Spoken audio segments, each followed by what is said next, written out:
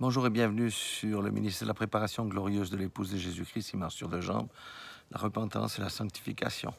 Bon, comme nous avons eu un petit problème d'enregistrement dimanche, je refais, mais très courtement, l'essentiel de la prédication sur les serpents brûlants. Pour cela, il faut aller dans le livre de Nombres, chapitre 21, et à partir du verset 1er.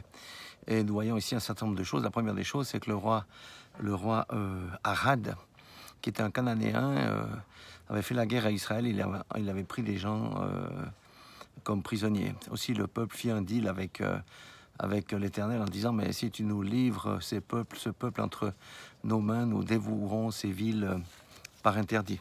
C'est clair qu'il voulait récupérer les prisonniers. L'Éternel a dit, bon, ok, donc il a livré le roi Arad et son peuple entre les mains d'Israël. Maintenant, quand on dit dévouer par interdit, c'était le deal. Ils étaient d'accord de dévouer par interdit les villes. Ça veut dire de tuer tout ce qui était vivant et de ne rien prendre comme butin. Alors que quand on est dans le désert, c'est quand même tentant d'avoir du bétail à disposition, peut-être quelques richesses, etc. Mais non, bon, ils ont respecté le deal. Ils n'ont rien pris comme richesse. Donc ça, c'est le pas de la foi, du respect de la parole de Dieu, de l'alliance. Bon, ensuite, évidemment, comme je l'ai dit, Dieu exécuta sa part du contrat et sa gloire fut vue par Israël, aussi par les nations alentours, parce que le mot allait assez vite.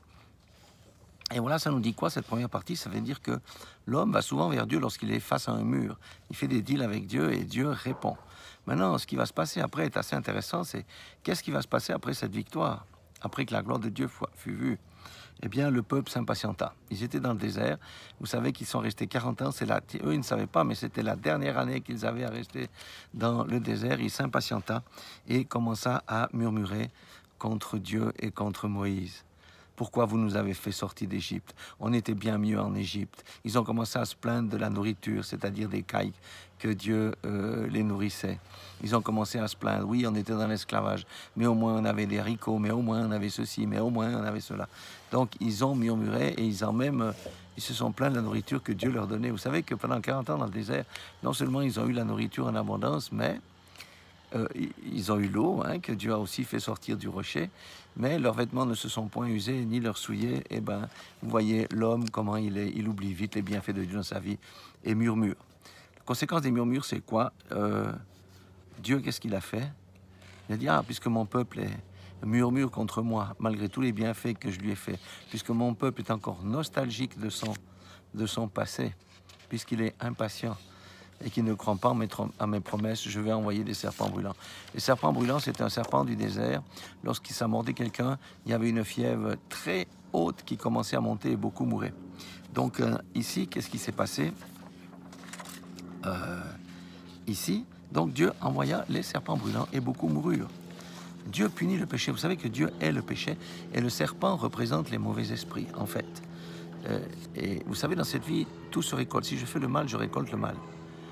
Le murmure, je vais récolter des serpents, ce sont les mauvais esprits, ça ouvre des portes à l'incrédulité et à toutes ces choses. Et vous savez que Dieu punit le péché, tantôt par la maladie, des circonstances difficiles. Pourquoi? Parce que l'homme récolte ce qu'il sème. Et il peut recevoir des malédictions sur sa famille, sur son travail et toutes ces choses-là. Voyons, Galates 6,7 dit que l'homme moissonne ce qu'il a semé. Donc c'est ainsi que les serpents brûlants ont été envoyés contre le peuple d'Israël qui murmurait. Alors qu'est-ce qu'ils ont fait, Israël? Le peuple a eu un réflexe très sage, c'est de se repentir et d'aller vers Moïse et de demander pardon à Moïse parce qu'ils avaient murmuré contre Moïse et contre Dieu. Alors, Dieu offre une porte de sortie à la repentance. On va regarder comment Dieu agit. Mais, vous voyez, Dieu n'a pas annulé les serpents. Il a dit à Moïse, fais-toi un serpent d'airain.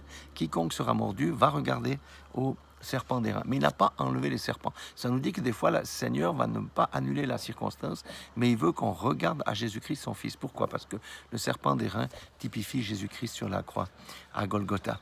Et donc, celui qui était mordu, ceux qui n'étaient pas mordus n'avaient pas besoin de regarder au serpent d'airain, mais ceux qui avaient été mordus, qu'est-ce qu'ils ont fait? Ils devaient regarder au serpent d'airain et croire que ça allait les guérir, et ça les guérissait effectivement. Maintenant, Dieu voulait apprendre au peuple à marcher par la foi et non par la vue. Par la vue, ça veut dire quoi? Je me suis fait mordre par un serpent, j'ai le venin qui circule dans mon sang, je vais mourir. Par la foi, c'est non, tu regardes au serpent d'airain et tu auras la vie. Amen. C'est comme ça. Jésus-Christ est notre sacrifice. Lorsque nous péchons, nous nous repentons, nous regardons à Jésus et la santé revient et nous sommes nettoyés, nous sommes purifiés. Maintenant, vous devez bien imaginer la scène. Hein, c'était un serpent, c'était pardon, un camp dans le sable avec des serpents partout, sous les couvertures, dans les sandales. Il y en avait des centaines. Et les gens vraiment étaient réellement mordus et ils mouraient. Mais ceux qui voulaient avoir la vie devaient regarder au serpent. Certains n'ont certainement pas cru et ils sont morts, d'autres ont cru et ils ont eu la vie. Donc, on va diviser en deux camps, hein, ceux qui croient et ceux qui ne croient pas. Donc, ça veut dire que l'histoire des serpents, ça nous montre la foi qui va au-delà des circonstances, la foi qui apporte la victoire. Ça apporte la victoire, tandis que la vue, ça bloque, la chair, ça bloque. Donc, c'est la marche par l'esprit et non par la chair.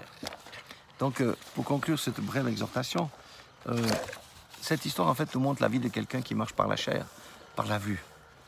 Et jamais content, murmurant, péchant, se repentant, se relevant, retombant. C'est le chrétien qui marche par la chair. Hein? Il n'arrive jamais au bout de la victoire. Il est tout le temps en train de retomber, se repentir, pleurnicher, murmurer, pourquoi moi, etc. Pourtant, vous voyez, les Hébreux avaient la promesse de posséder le pays de Canaan. Mais durant leur marche dans le désert, ils ont oublié la promesse. Et Dieu nous a fait la promesse de la vie éternelle. N'oublions pas la promesse de la vie éternelle. Malgré la promesse, ils sont morts dans le désert. Plusieurs croient qu'ils auront la vie éternelle, mais ils n'auront pas la vie éternelle. Nous ne devons jamais oublier ça comme objectif. Vous voyez, aujourd'hui, nous avons tous la promesse du salut, mais la chose est qu'on y entre dans ce salut-là. Ce n'est pas tout de dire je crois au Seigneur Jésus et je fais le contraire de ce que dit la parole de Dieu ou ce qu'il me recommande. Ça, ce n'est pas le salut. Je crois au Seigneur Jésus, j'obéis à la parole et je marche en concordance avec la parole. Parce que le salut a trois filles, l'obéissance, la repentance, la sanctification. C'est ainsi. Donc si quelqu'un veut sortir de ce cercle vicieux, il faut qu'il commence à marcher par l'esprit et non pour la chair. Ça veut dire cesser, étape numéro 1, cesser de marcher par la vue, même par l'esprit. Arrêter de gémir, de pleurnicher. Pourquoi moi? Se soumettre à Dieu, lui faire confiance entièrement, c'est ça la foi. Se rappeler que tout concourt au bien de ceux qui aiment Dieu. Ça, c'est une puissante promesse. Même si je suis dans les circonstances difficiles, tout concourt au bien de ceux qui aiment Dieu. Et développer son être intérieur par des exercices spirituels. Alors la question c'est, est-ce que nous voulons être comme le peuple au temps de Moïse, devoir souffrir les malédictions et les maladies avant de nous repentir et cesser de murmurer et marcher en accord avec la parole de Dieu? Non, je crois que tout le monde veut marcher en accord avec la parole de Dieu. Rappelez-vous que Dieu amène la victoire, mais ne change pas forcément les circonstances parce qu'il veut voir jusqu'où on est prêt à croire par la foi. Et en voyant même les circonstances défavorables, c'est la foi qui nous a donné la victoire. Parce que si nous regardons la vue, nous serons toujours dans l'échec. Voilà, soyez tous bénis dans le nom puissant de Jésus-Christ.